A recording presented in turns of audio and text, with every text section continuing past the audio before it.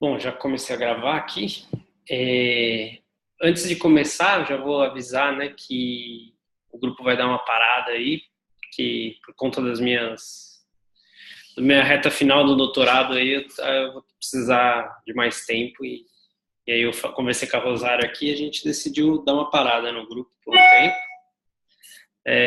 Depois voltar com alguma... Depois voltar com algum curso um pouco mais fechado, com dias certos, para eu não...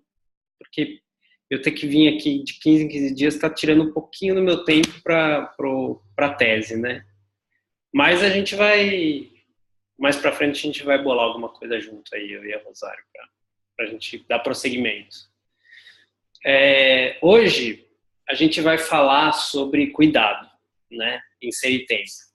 Já puxando para a clínica também, porque se trata do tema, eu acho, especificamente mais importante para pensar a clínica junto, no meu ponto de vista, com a angústia. E uma coisa tem relação com a outra, como a gente vai ver hoje. Cuidado é um tema que passa a ser em tempo quase todo, também a partir do parágrafo 42, né? O parágrafo 42 é onde o Heidegger vai apresentar o porquê que ele considera o cuidado como o único fundamento, o último fundamento ontológico do ser aí, né? Do Dasein. Porque o que acontece?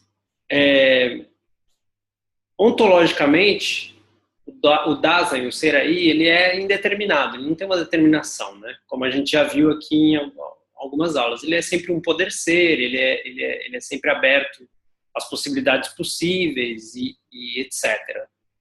Mas o cuidado é uma forma onde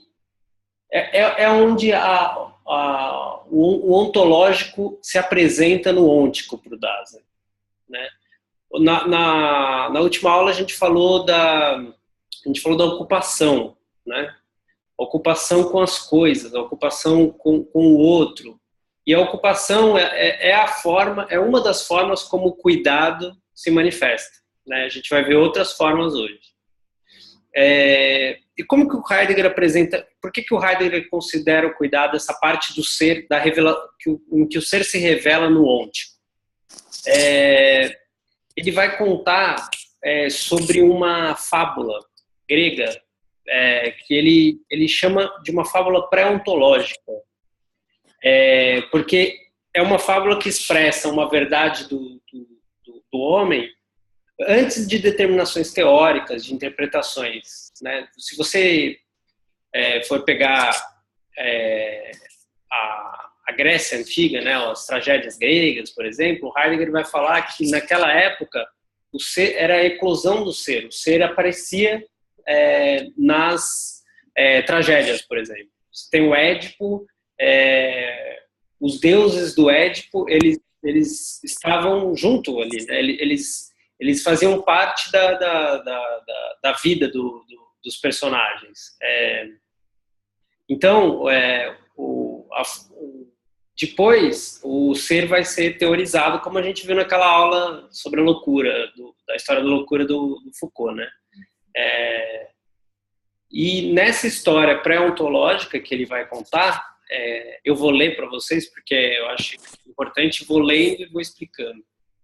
Ele vai mostrar como a essência do fundamento ontológico do Dasein é o cuidado. E por quê, né?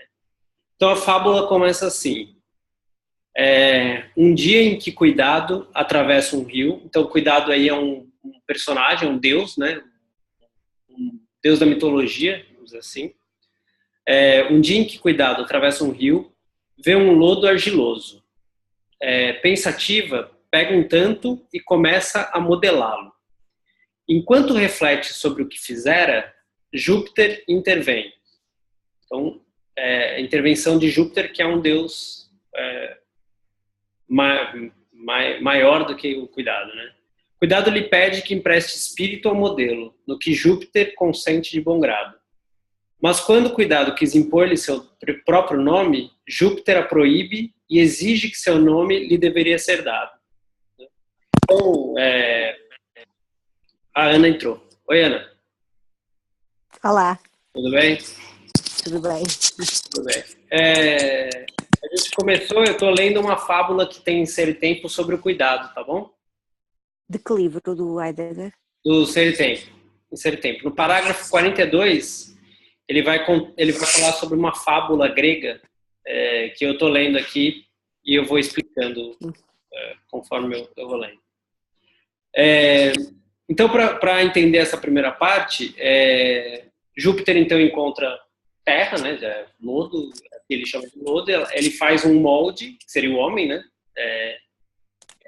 e pede para Júpiter para dar um espírito. Então era só matéria, né, só o lodo, Júpiter dá o espírito para ele. E quando Cuidado fala, vou nomear de Cuidado, Júpiter fala, não, eu quero o nome porque eu dei o espírito. Né? Enquanto Cuidado e Júpiter discutiam sobre o nome, a Terra surge também a pedir que seu nome fosse dado a quem ela dera seu corpo. Então aparece a Terra e fala, não, o corpo foi feito com a minha essência, então eu quero o meu nome, né? Que seja o meu nome. Os querelantes tomam então Saturno para juiz, certo? O qual profere a seguinte decisão equitativa: tu, Júpiter, porque deste o espírito, deve recebê-lo na sua morte. Ou seja, né, o espírito, quando morrer, volta para Júpiter. Tu, Terra, porque o presenteaste com o corpo, deves receber o corpo. Né? Mas porque Cuidado foi quem primeiro formou, que ela então o possua enquanto ele viver. Então, o dono do homem é o Cuidado, né? Enquanto o corpo é da Terra e o espírito é de Júpiter. Mas por que Cuidado foi quem primeiro o formou? Eu já li isso. Mas por que persiste a controvérsia sobre o nome? Ele pode se chamar Homo, pois é feito de humus, que é terra, né? Humus é a terra. E aí você vai ter o homem e humanidade, né? Que vem dessa palavra humus, que é terra. Então, o Heidegger vai falar sobre essa pequena fábula aqui, para mostrar como, para ele, a origem do ser, do Dasein, é o cuidado, na visão dele. Então, no que a gente falou na última aula, sobre a ocupação das coisas com as coisas, né? Para o Heidegger, isso nasce dessa condição ontológica do cuidado, do homem ser cuidado consigo, com os outros e com o mundo. Né? No momento que o Dasein no mundo, ele já é cuidado. Né? Ele já se abre na perspectiva do cuidado. Então é importante a gente...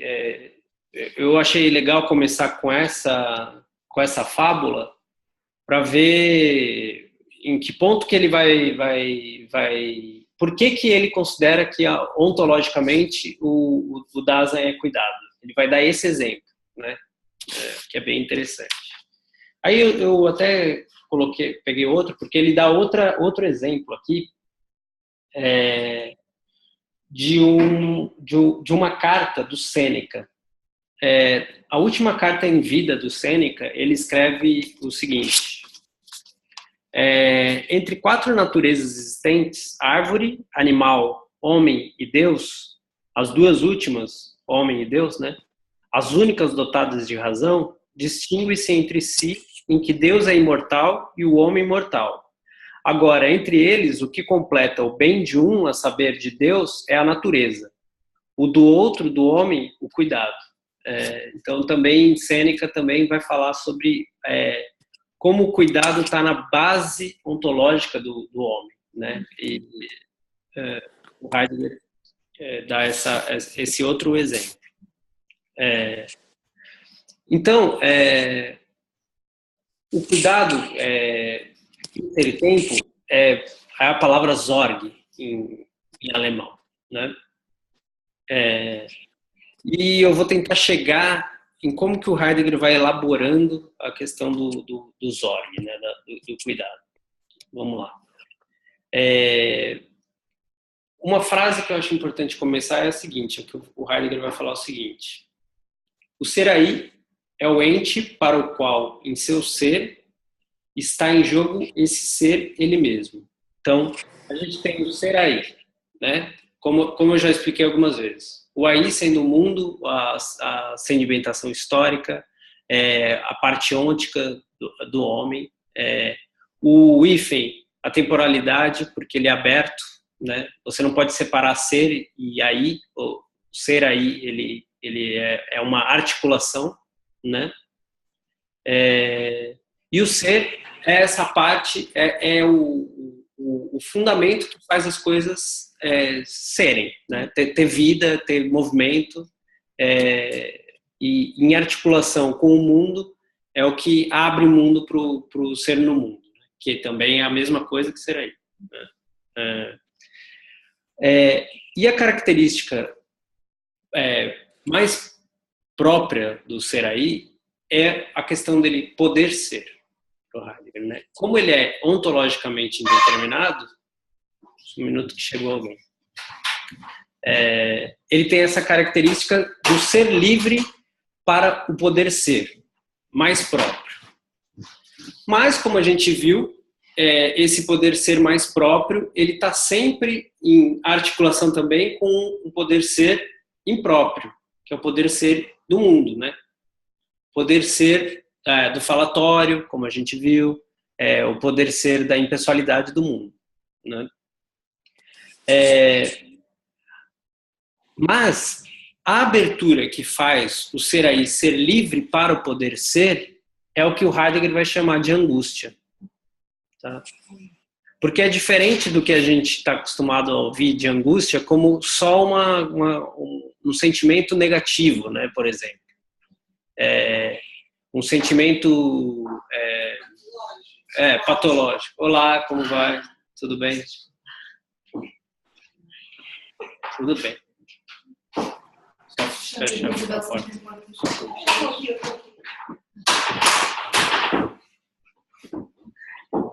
Se você quiser puxar a cadeira ali para ficar de frente, você que sabe. Porque se está gravando, eu vou olhar para lá. Bem-vindo aí. Então, isso é uma questão importante, a gente entendeu a angústia em Heidegger, é completamente diferente da angústia que a gente está acostumado a pensar. Porque angústia é uma coisa que ninguém sabe bem o que é, né? Que a palavra na origem quer dizer aperto, inseguranças, uma coisa que aperta e que te tira o fôlego, né? Mas para o Heidegger, a angústia é a abertura do ser aí. Essa abertura que a gente fala, que a gente tanto fala, essa abertura de mundo, de possibilidades possíveis, como ele fala, é o que ele vai chamar de angústia. Tá bom? E o que é angústia? A angústia é o que o Heidegger chama uma tonalidade afetiva fundamental. Por que fundamental? Porque ela, por ser essa abertura para o poder ser, é ela que abre todas as outras tonalidades afetivas do ser aí. Por exemplo, o medo, que é uma tonalidade afetiva, não é uma tonalidade afetiva fundamental, é só uma tonalidade afetiva. O medo é sempre medo de algo. Tá? É sempre medo de algo. Então, é algo que vem de encontro ao Dasein, vem de encontro ao ser aí. Por exemplo, se você está em algum lugar à noite e vem alguém andando, alguém suspeito andando na sua direção, a sua relação com aquele momento já se abre com uma tonalidade de medo. Então, não é que você sente um medo só interno. Está internalizado em você esse medo. Esse medo, ele tem uma intencionalidade com o que está acontecendo fora. Né? Ele é sempre um medo de algo, nesse sentido. Tá? E essa é a diferença, por exemplo, do medo para a angústia. A angústia não é medo de nada, não é angústia de nada. É angústia de nada, nada, porque ela representa um nada. Tá? Ela representa essa abertura ontológica do Dasein, esse não saber de onde veio e para onde vai, por exemplo. Né? Essa dúvida ontológica que tá dentro afetivamente dentro de todo homem. Né? Porque, assim, por mais que você tenha uma fé, por mais que você tenha uma teoria, vamos dizer assim, ontológica, né, do que é a vida, de qual é o sentido da vida, do que vai acontecer após a morte, do que acontece antes né, tanto faz. Qualquer fé que você tenha, mesmo assim, sempre há um resto de dúvida no fundo, no interior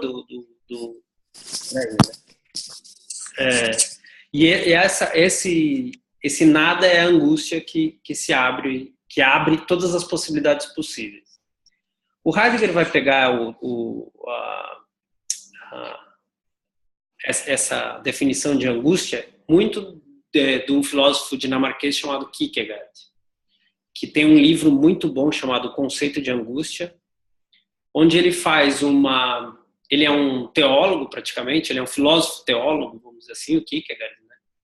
E ele vai fazer uma comparação, uma analogia, vamos dizer assim, do pecado original de Adão, como o primeiro momento de angústia, porque para o Kierkegaard, o que acontece? Você tem a árvore da ciência, né, do bem e do mal, no paraíso, e Deus chega para Adão e fala: você pode comer de todas as árvores, exceto da árvore da ciência, exceto da árvore do bem e do mal, porque quando você comê-la, você vai morrer. Deus fala assim para ele no Antigo Testamento. Adão, a cobra aparece para Eva e tenta Eva, né? Para Kierkegaard, a tentação é do próprio homem, tá? É a tentação do próprio homem pelo saber, né? E a Eva pergunta se Adão quer comer a maçã e Adão aceita, né? No momento em que Adão aceita a maçã, ele está decidindo pelo conhecimento, né? Ele está decidindo por ter uma parte de Deus com ele, né? E nesse momento ele cai, é a queda, né? Do paraíso pro e então pro Kierkegaard é no momento que ele come a maçã que a angústia se abre para o homem, porque aí o homem tem todas as possibilidades possíveis, né? Ele pode escolher qualquer coisa. Então a angústia sempre indica um nada que abre todas as possibilidades possíveis. Isso é a angústia. E isso funda o existencialismo. A fundação do existencialismo Kierkegaard, com esse conceito de angústia. E aí depois a gente vai ter a Nietzsche, vai ter Schopenhauer, vai ter Heidegger e Sartre, que é vamos dizer assim, a última escola e mais importante. Se relacionavam com a náusea quanto à descrição do fenómeno de tomar consciência do quanto este nada significa todas as possibilidades, e na náusea é essa tomada. Eles estão falando que não estou conseguindo te ouvir. Estava-me a lembrar no livro A Náusea de Sartre, ele fala desta tomada de. Não é só consciência, também é quase qualquer coisa de corporal e de visceral, desta imenso infinito de possibilidades que ao mesmo tempo é um nada. Então, acho que como é que ele descreve a invasão por todos os lados, pelos ouvidos, o nariz, pelos olhos, de toda o que é a existência, de uma forma de abertura ao mesmo tempo e de nada. Tudo ou nada. Eles estão ouvindo bem pouco, viu? Se puderem falar um pouquinho mais alto. Há uma das passagens que fala da náusea no sentido da tomada de consciência de quanto é forte por ser existente, sem nada programado, digamos. É uma tomada de consciência de que há todo um infinito campo de possibilidades. Pode ter outras ligações, mas pelo menos uma das leituras eu penso que possa ser esta. É porque, assim, na verdade, no Heidegger, né, agora falando da angústia no Heidegger, que é diferente da do Sartre. Exato. A do Sartre é mais próxima dessa do Kierkegaard e a do Heidegger não, porque do Heidegger, a angústia do Heidegger não é possível de senti-la, é só possível pré-senti-la, porque é o nada. O nada não tem como, a gente não consegue conceber o nada. Nós não temos como concebê-lo. Então, para o Heidegger, é um pré-sentir afetivo a angústia. Ou seja, você não chega na angústia, você não cai nela, porque cair nela significaria o mundo se evaporar. E isso não... Posso? Oi? Estava aqui, já para falarmos do Sartre, então, enquanto que para o Sartre a existência precede a essência, no Heidegger é ao contrário, não é? Portanto, a angústia é essencial. Então, no Heidegger, na verdade, a essência e a existência são uma coisa só. Ok. Elas não têm antes e depois. A existência é a abertura, porque para o Heidegger, existir vem de existir, que é ser para fora. Né? Uhum. Então, a própria abertura é a existência. Né? A abertura do ser aí. Essa é uma diferença bem importante também, né? Do existencialismo heideggeriano para a fenomenologia hermenêutica heideggeriana. Então, por exemplo, na minha visão, eu não conheço muito bem Sartre, mas na minha visão, a angústia para o Sartre é exatamente a dor da liberdade, vamos dizer assim, né? Ter várias opções e ter que escolher uma entre todas as outras opções, e isso gera um sentimento de angústia, né? Para o Heidegger, a angústia é fundamento. Ela é fundamental por quê? Porque ela mostra o campo de abertura do Dasein. Ela é o ser e a angústia são quase a mesma coisa para o Heidegger. O ser é a abertura. E a tonalidade afetiva que mostra o ser é a angústia. Porque, assim, na segunda fase do pensamento do Heidegger, ele vai chamar a angústia de clareira do ser. Ele não fala, troquei angústia por clareira do ser. Mas todo mundo que lê as duas fases percebe, assim, que ele, como ele vai para um pensamento mais poético do que filosófico, ele vai usar essa expressão, a clareira do ser, ou seja, essa abertura. E essa abertura não tem palavra para descrevê-la.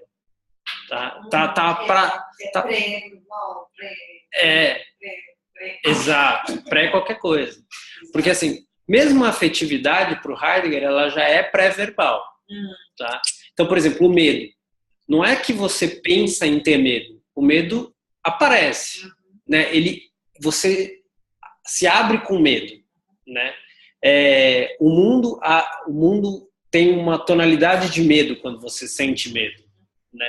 Isso é pré-verbal, isso não é possível de dizer em palavras. A angústia nem sequer você não consegue nenhuma articulação nela, nem de sentimento. Ela é o nada absoluto. Ou seja, não é possível de nós, humanos, experimentá-la. Porque a gente não consegue ter um nada. O mais próximo, eu diria, é o ataque de pânico. Eu não sei se você já conheceu alguém que teve um ataque de pânico e já descreveu, ou se mesmo algum de vocês já teve um ataque de pânico. Eu tinha um amigo que me descreveu de uma forma assim que não tem muita palavra para falar. Então fala-se da morte, sensação de morte. Por quê? Porque a morte também é essa coisa misteriosa. Não sei o que é, ninguém sabe o que é a morte antes de experimentá-la, né? Então você usa. Não pode ser nada sobre ela. Também não pode ser nada dito. Agora, a angústia heideggeriana, ela não diz nada, ela só abre nesse pré-sentir, né? nesse pré-sentimento. Mas, ao mesmo tempo, então, essa abertura, esse ser livre para o poder ser mais próprio, ele vai se mostrar no que o Heidegger vai chamar de angústia. Tá? Mas a gente tem que lembrar sempre da articulação entre impessoal e pessoal, entre autêntico e inautêntico no ser aí. Então, a angústia seria o poder ser mais próprio. Ou seja, o nada é o mais próprio do ser aí para o Heidegger, porque indica o ser. Né? Então, olha onde a gente chega. É um pensamento muito radical. Né? É um pensamento de uma radicalidade muito grande. Né? Porque ele está falando que a coisa mais própria do homem, do ser aí, é esse nada, esse não estar. Deixa eu ver.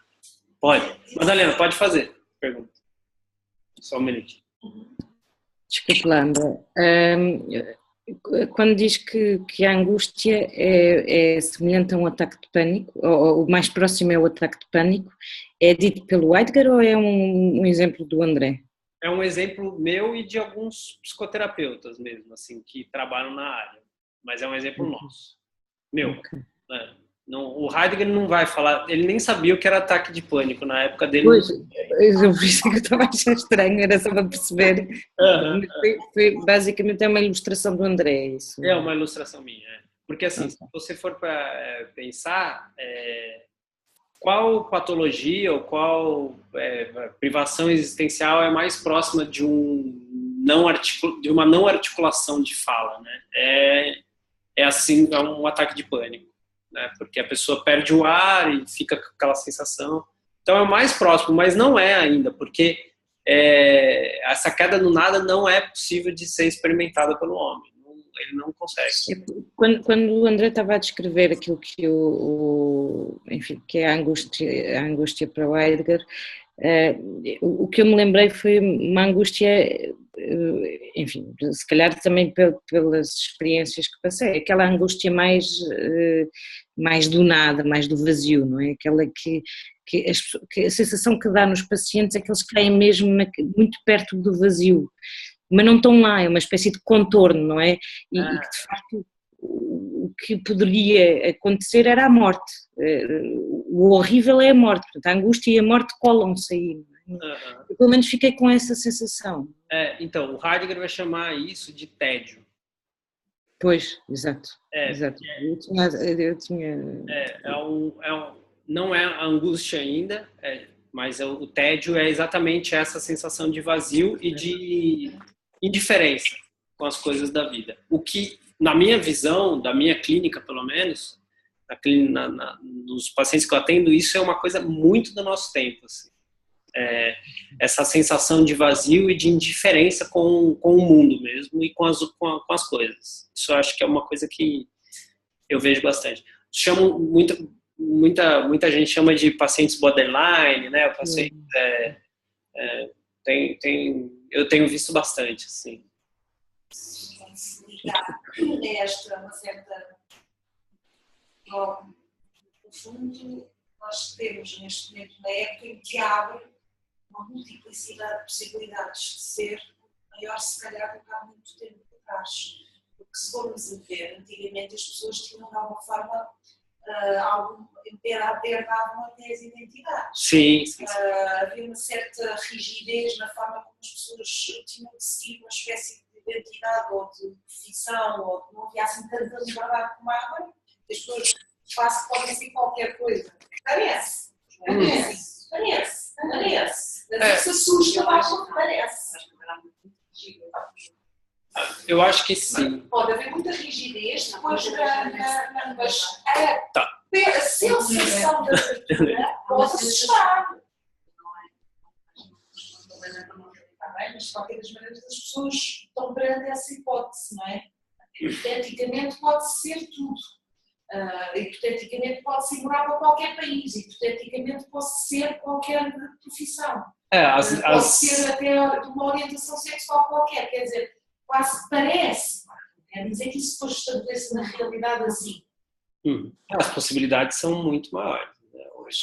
Pode ser teórico, pode ser uma sensação, mas parece pelo menos. Porque as identidades antigamente elas eram, você casava, tinha, né, tinha um caminho, vamos dizer assim, tinha uma trilha, né?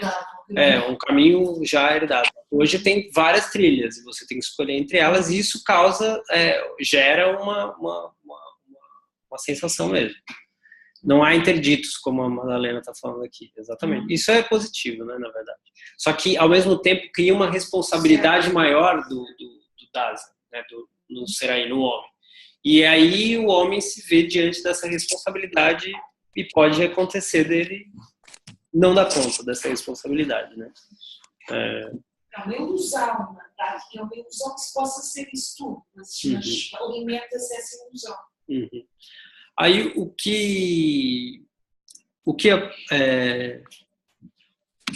você quer falar, Madalena, sobre isso? Estava só a dizer que o Bataille não dizia que era positivo, ele dizia que o interdito era necessário transgredir, e na ausência da possibilidade de transgressão, André, eu perdi-o agora. Estou ouvindo ainda, você está me ouvindo? Acho que a internet caiu. Nossa, aqui. Apareceu um... A vê-la, só não estou a ver o André. O André congelou. Voltou? Estava a falar muito bem no Bataille, estava a lembrar-me do filme, o livro L'Erotisme. É exatamente esse livro que eu estou a falar. Vocês estão me vendo? Então agora ficámos as duas sozinhas. Agora ficámos as duas a falar uma com a outra. Como que está a sua internet aí? André, Oi, voltou. Voltou? Ah, tá. Sei lá o que aconteceu. Pronto. O André congelou e eu e a Ana ficámos sozinhos a falar. Tá bem. Eu estava a referir que o Bataille dizia que de facto era necessário a transgressão do interdito. Portanto, os interditos tinham um papel de organizar a sociedade para haver a transgressão. Não havendo interditos não há necessidade de transgredir e isto torna-se um tédio. Isso. O Foucault fala uma coisa também sobre isso, que ele fala que um dos mal-estar da nossa época é o tudo é permitido, é permitido falar tudo, né? Então, por exemplo, o falatório, o poder, antigamente, ele limitava o falatório, então você não podia falar tudo o que você queria. O poder hoje, ele faz o contrário, ele deixa que as pessoas falem o que quiser e tudo se torna indiferente, né? Que eu acho que tem uma relação. Sim, o Foucault, aliás, a Bataille e o Foucault, eles têm pensamentos muito idênticos. Exato. Obrigada. Legal.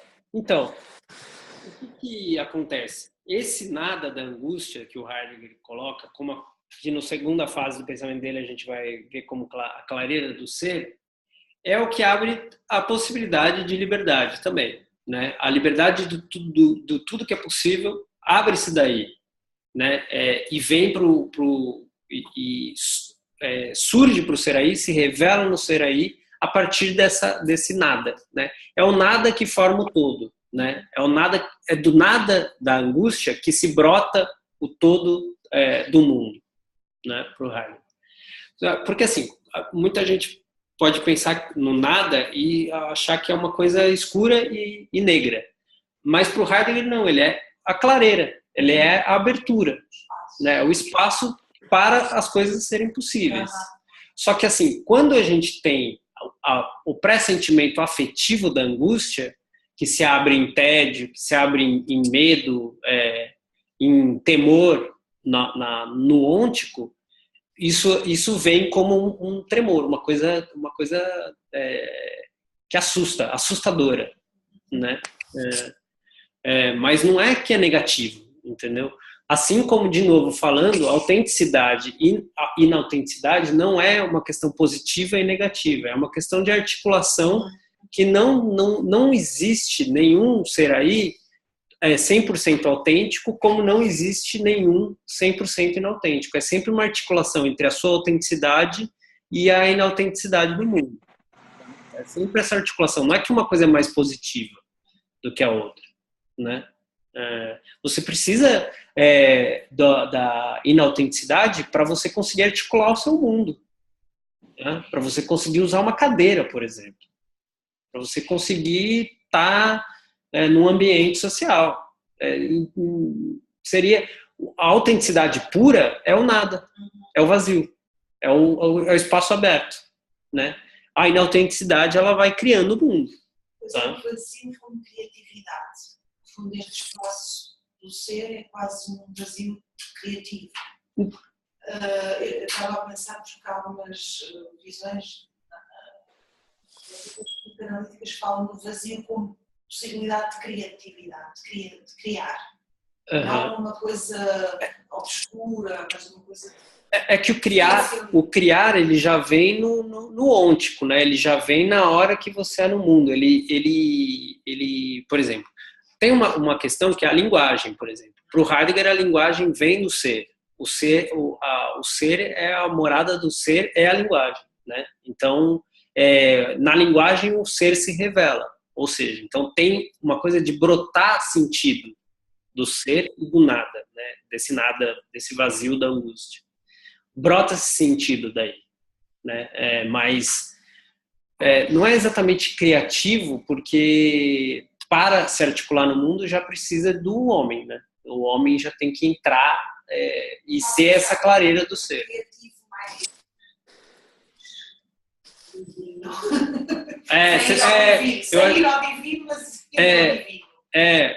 Porque se você pensar num ser criativo, você já está indo pro divino. Criativa, se formos a pensar na origem do universo, é qualquer coisa que não havia antes e passou a haver. Alguma coisa nesse... Sim. O todo não, vem do nada, né? Não no sentido do homem, mas no sentido de divino, mas que não é bem isso no caso. Mas então, nessa abertura, o que é importante é entender o que é a liberdade para o Heidegger. E o que é a verdade. A liberdade é essas possibilidades possíveis que o homem pode escolher. Por exemplo, se você... liberdade de fato é abrir mão de todas as outras coisas quando você escolhe uma coisa.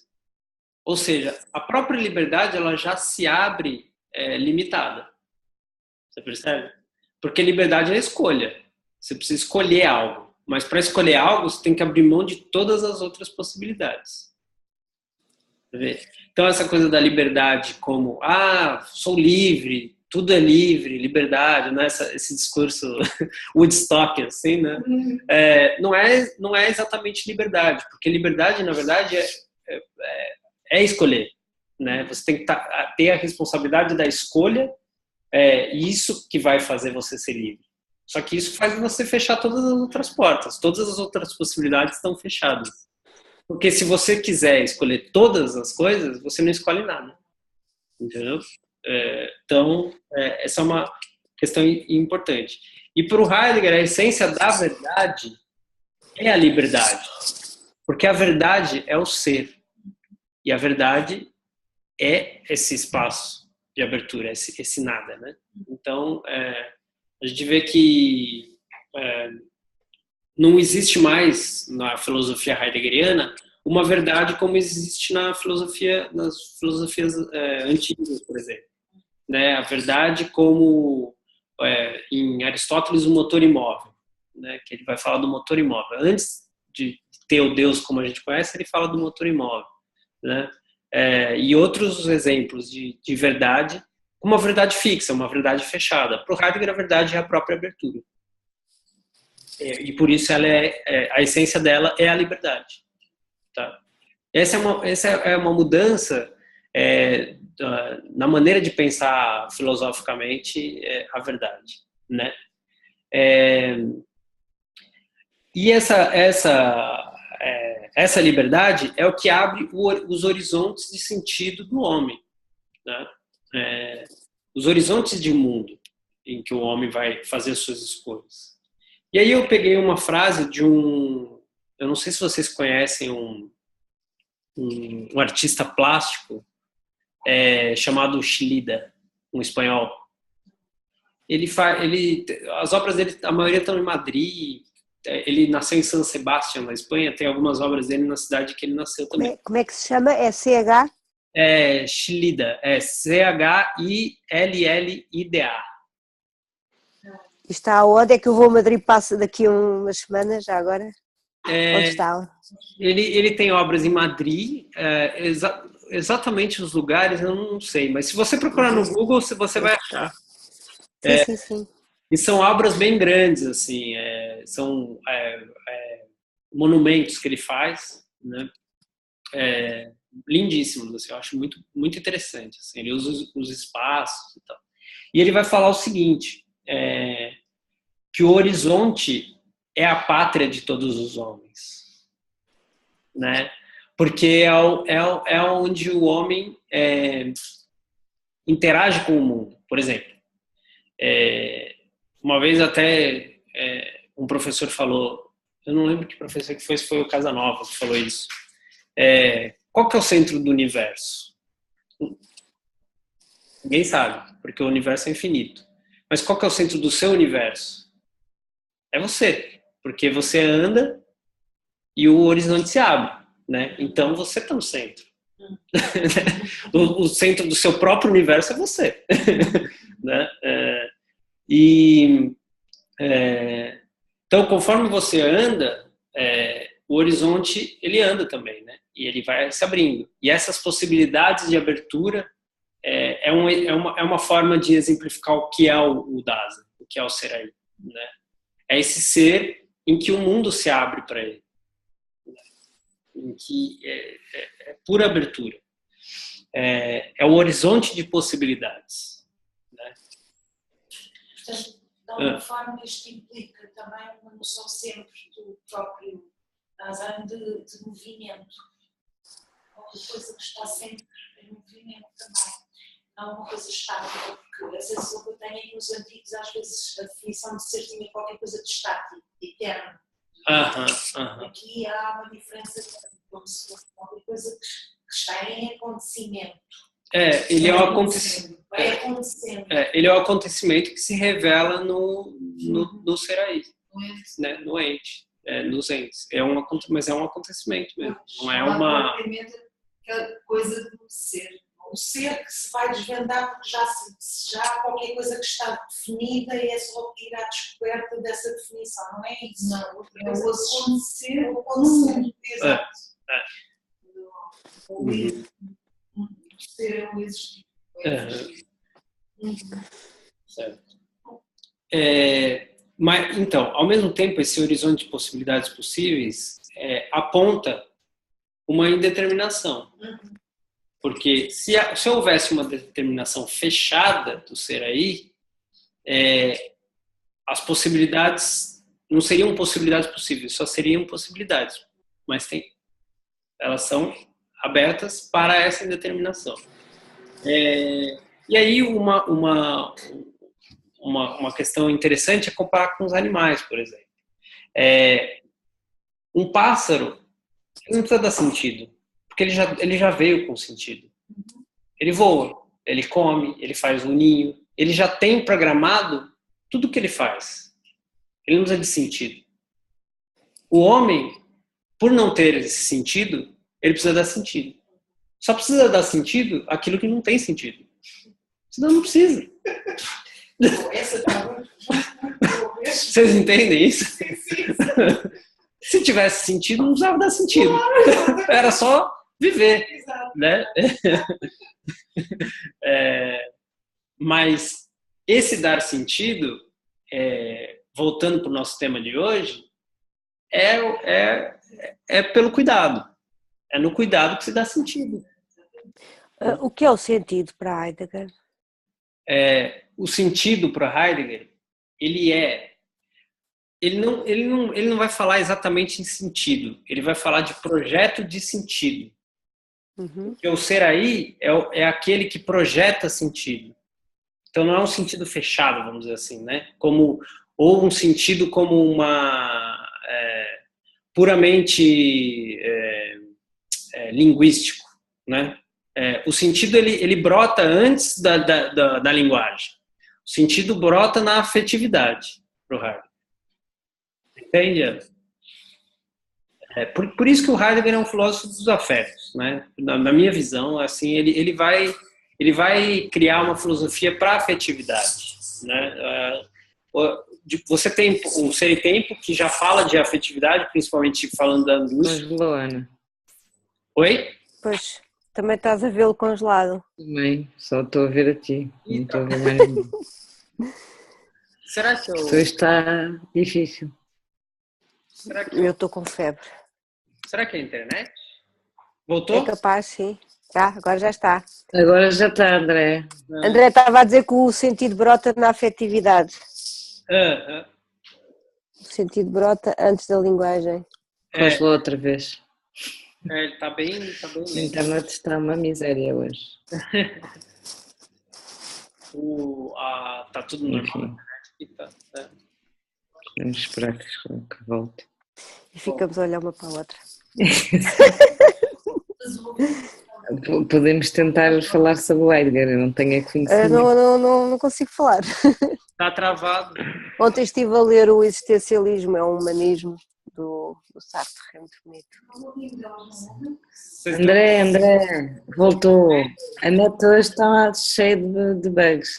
Agora eu não sei o que está acontecendo, a internet deve ser. Se fosse internet a gente não ouvia. Engraçado que eu estou ouvindo vocês. Vocês estavam falando de Sartre e tal. Ih, voltou. Oh, meu Deus. Talvez a gente desligue e ligue outra vez. Acho que eu vou fazer isso. A internet está boa. Não sei, acho que... Oi, o que vocês acham de tentar ligar de novo? Travou.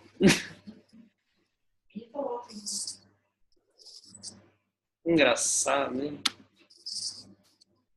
Falar por... Vou tentar fazer... Tentem ligar e desligar. Quer ver? 3. Oi? Alô?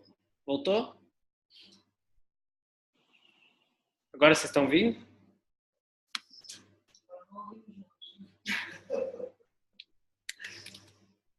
Oi?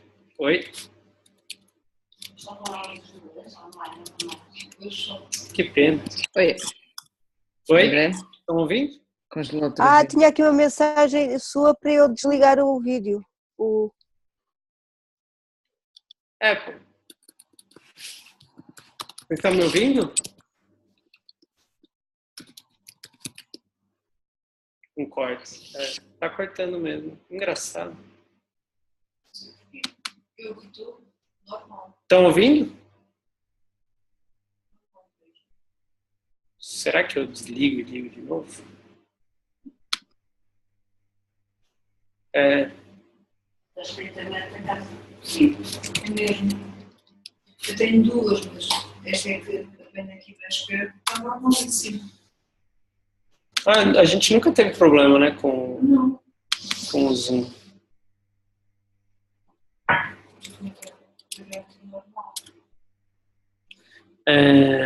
Só se eu sair e voltar de novo, mas...